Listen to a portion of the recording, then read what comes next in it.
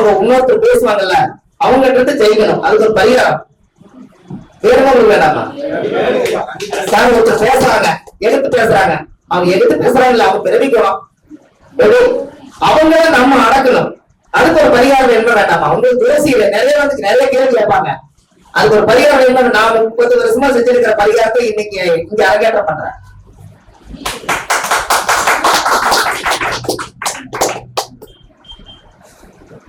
Sir கருங்கல்ல காலையில உடச்சு போனீங்கன்னா காலையில இருந்து பொருள வரைக்கும் கூட யாரும் பேச மாட்டாங்க.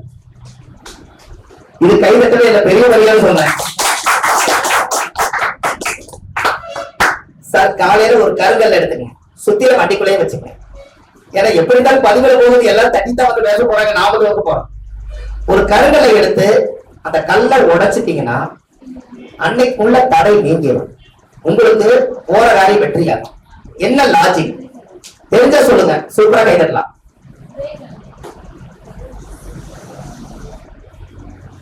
சார் யோசிக்கல, யோசிக்கிறத சொல்லுங்க. கருங்கல்ல என்ன லாஜிக்? சார் கருங்கல்ல சனி பகவான், கருங்கல்ல சனி பகவான். இந்த சனிங்க கூடிய தடையை நீங்க என்ன பண்றீங்க? அது எதிர உடைக்கிறீங்க ஐயா. சொத்தியில் என்ன கிரகம்? இரும்பு இரும்பாலையா உடைக்கிறீங்க. கரெக்டா முள்ளாக இருக்க முடியும், இரும்புதான் உடைக்க முடியும். சார் இந்த மலையில இருக்கக்கூடிய ஒரு கல்லு இது எத்தனாயிரம் வருஷம் ஆகுதுங்க ஐயா? 4000 வருஷம் குறைஞ்சு வச்சு வச்சுக்கலாம்.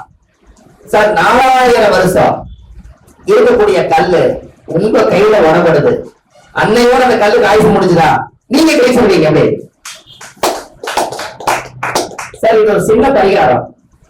ஒரு இதே நல்லா யோசிச்சு பாருங்க. ஒரு குழாய் எடுக்கிறாங்க, காலையில குளிக்க போறாங்க, அவர் கல் உடைக்கிறது அவரோட தொழில். அவருக்கு என்ன பிரச்சனை? எத்தனை நாள் உடைக்கிறாரு?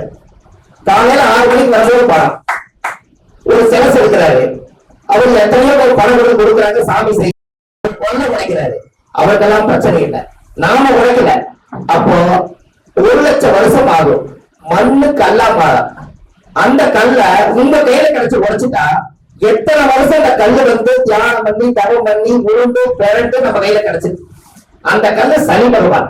அதை உடைச்சிட்டீங்கன்னா அன்றையோட அன்னைக்கு இருக்கிற பிரச்சனை நிவர்த்தியாகும். இது சந்தோஷத்துக்கு நீங்க போட்டிக்கலாமே இல்லைங்கய்யா? இன்னைக்கு கல்ல உடைச்சிட்டா அவங்க கூட பேச மாட்டாங்க.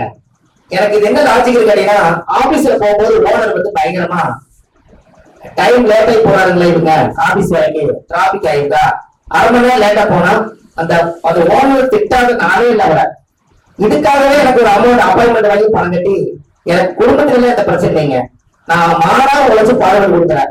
1/2 மணி நேரம் ஓனர் பொறுத்துக்கவே மாட்டேங்கிறாருங்க. ஒரு 1/2 மணி நேரம் லேட்டா இல்ல, மீறி 1/2 மணி நேரம் நான் பொதுவாக சேர்த்து செஞ்சுட்டு போறேன். ஆனா திட்டுனா எப்படிங்க காலையில? இதுக்கு ஒரு பரிகாரம் வந்தாரு. நான் என்ன சொல்றேன்னா, உங்க வீட்டுல இருந்து கிளம்பும் போது ஒரு கருங்கல் எடுத்து சுத்தியில உடைச்சிட்டு போங்க. அன்னைக்கு ஓனர் சத்தம் போடுறாருன்னு பாருங்க. அவர் தினம் உடைக்கிறாரு, ஓனர் வீட்டுக்கு வரும்போது டீ வைக்கிறா சொல்லிடுறாரு.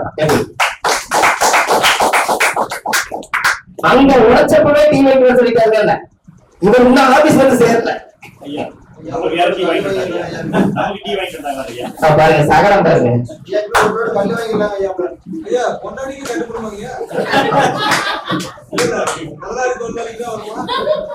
ஒட்டாடி உடைக்கிறதுக்குள்ள புருஷன் உடைச்சிடணும்ல.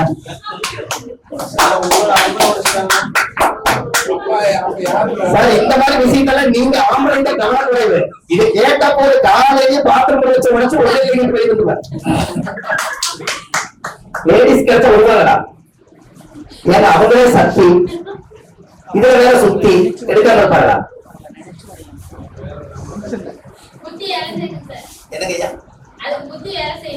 சக்தி சுத்தி புத்தி வேலை செய்யல. சார் கருங்கல்ல நீங்க கருங்கல் சக்தி இருக்கான்னு கேட்டா யாருமே பதில் சொல்ல மாட்டீங்க. சக்தியிலே சொன்னீங்கன்னா சாமி போல என்ன வேலை? ஏன் கோவில இருக்கிற சாமி எல்லாமே கருங்கல் தானே, அதனால சொல்லவே முடியாது. அப்ப நமக்கு கிடைச்சதே ஒரு பெரிய பொக்கிஷம். இதெல்லாம் எதுக்காக உங்களுக்கு சொல்றேன்னு கேட்டீங்கன்னா, இதெல்லாம் நம்ம செஞ்சுட்டு இருக்கிறதுனால பெரிய ஒரு ஆபத்துகளுக்கெல்லாம் நாம ஒரு பரிகாரம் பண்ணிட்டோம். நாம ஜெயிச்சவன் போது உடைக்கும் போது அது என்ன வந்துடும் புரிஞ்சுக்கலாம்.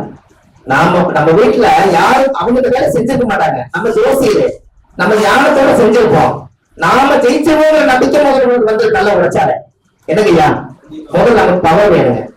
ஏன்னா வர்றவங்க எதிர்த்து வந்து உட்காந்துக்கிறவங்க ஒரு கொஸ்டின் நிறைய கேள்வி கேட்டு கூட வருவாங்க. ஆனா அத்தனைக்கும் சொல்லி இந்த ஜோசியர் பரவாயில்ல பொறுமையா இருந்து எனக்கு எல்லாம் திருப்தியா சொல்லிட்டாருன்னா பரவாயில்ல, அவரே நம்மளை வருத்தெடுத்து போயிட்டாருன்னா அவரு போய் நாளைக்கு நம்ம ஜோசியர் தேவைப்படுத்து வரல, அதுக்கு நம்ம பரிகாரம் பண்ணிக்கணும் வேணாங்க சொல்லுங்க என்னங்கய்யா. இது எதுக்காக நான் இந்த பரிகாரம் பண்ணுங்கன்னு சொல்றேன்னா, ஜோதிடம் என்பது நம்மளுடைய ரத்த உணவு. இப்ப எல்லாத்துடைய உணவு முறைகளும் ஜோதிடங்கிறது நம்ம இன மக்கள், நம்ம எல்லாமே ஒரு தாய் மக்கள் மாதிரிங்க. யாருக்கு எங்க பின்ன மாதிரி ஒரு ஜோசியத்துக்கு கஷ்டம் வந்தாலும் அந்த வழி வேதனை எல்லா ஜோசியர்களுக்கும் சேர்த்து வேற வரும். அப்ப எல்லா ஜோசியும் பஞ்சாயத்து எடுத்தவங்களை காப்பாத்துறது நம்மளுடைய கொள்கை. அதனால நம்ம செஞ்சவங்க பாருங்க. அதனால தெரியலன்னா கூட நம்ம சொல்லிக் கொடுப்போம். ஒருத்தருக்கு கண்ணே தெரியல, அவர்கிட்ட நல்லா சொல்லுவாங்க, அவர்கிட்ட போயிருக்காங்க. அவர் கணிக்க முடியாம கண்டுக்கல. நான் வீடு பத்திரிகைக்கு போயிருந்தேன். இன்னைக்கு அவர் வாக்கு சொன்னா நல்லா இருக்கும், கணிக்கிறது ஒரு கண் இல்லை. இப்ப 5 வருஷம் ஆச்சு. பரவாயில்ல கொடுங்க, அந்த ஜாதகத்தை நான் வாங்கி நான் சொல்றேன் ஐயா அவரோட ரத்த உறவு தான் அப்படின்னா, நீங்க ஜாதகம் நல்லா பாப்பீங்களான்னு கேட்டாரு. எனக்கு தெரிஞ்சு சொல்றாங்க அப்படின்னு. அப்புறம் ஜாதகத்தை பார்த்தேன். 3 நாளைக்கு முன்னாடி இடம் போட வேண்டியதான் கேட்டேன். அதுதான் விழுந்துட்டேன். எப்படி இது என்ன சாப்பிடும் அப்படின்னாரு. இல்ல நீங்க இளவு போறது உண்மையா சொல்லுங்க, ஜாதகம் கரெக்டு, இளவுக்கு போறது உண்மை அப்படின்னா பரவாயில்ல. போனேன் ஐயா, போய் எல்லாம் முடிச்சுட்டு வந்துட்டேன். இன்னைக்கு அடுத்த நான் போக முடியும், ஜாதகம் பார்க்க வந்தேன். ரொம்ப சந்தோஷம். அது என்ன லாஜிக்னா, ஜாதகம் பார்க்க வரும்போது இப்போ இன்னைக்கு கோச்சாரத்துல மாத்தி எங்க இருக்குன்னு யாரும் தெரியுங்களா? யாரும் மட்டும் சொல்லுங்க. சூப்பர், சுவாதி இருக்குதுங்களா? அப்போ இன்னைக்கு சந்திரன் எங்க போயிட்டு இருக்குது நட்சத்திரம்?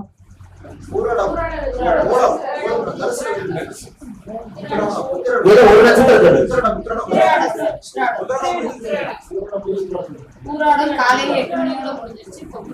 சூப்பர். அப்ப நம்ம உத்தராடங்கிறது சனி பாடங்கள், சனி பத்தி பேசுறது, சனி வீட்டுக்கு போயிட்டு இருக்கிறது எல்லாம் கட்டுதானே. நட்சத்திரம் பஞ்சாங்கமே பார்க்க மாட்டாங்க, கோயிலுக்கு கட்டுதானே. அப்ப இங்க இருந்து எடுத்துக்கங்க. சுவாதி இருக்குதுங்களாமா?